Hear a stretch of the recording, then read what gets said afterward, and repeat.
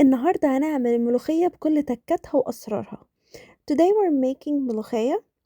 معانا كوبايتين شوربة مغلية وهننزل عليهم بالملوخية. We have 2 cups of broth. أهم حاجة ما تحطوش شوربة كتير علشان الملوخية ما تسقطش لتحت.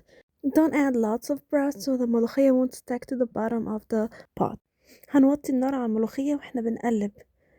Lower the heat while stirring. وهنفضل نقلب لغاية ما الملوخية تفك معانا. Stir until it breaks apart and loosens completely. دلوقتي الملوخية فكت معانا وده بقى القوام اللي احنا عايزينه. The ملوخية is fully loosened and that's the consistency that we want.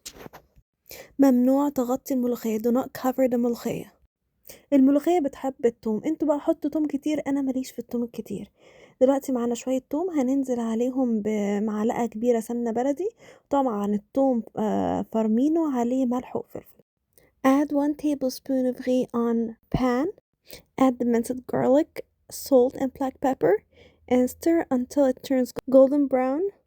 أول ما التوم ياخد لون هنحط عليه كزبرة ناشفة ونقلب. Once the garlic takes the golden brown color, add dried coriander. Stir for a few seconds.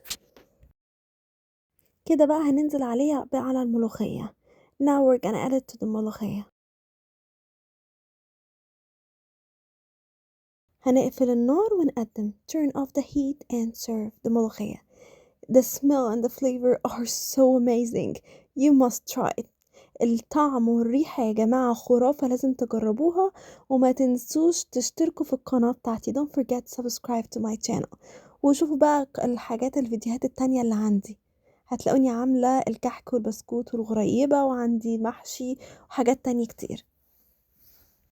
وكلوا بألف هنا. في ناس بتحب تغمز الملوخية بالعيش، ما تنسوش تبصوا على وصفة العيش البلدي اللي أنا عاملاها عشان تاكلوها مع العيش.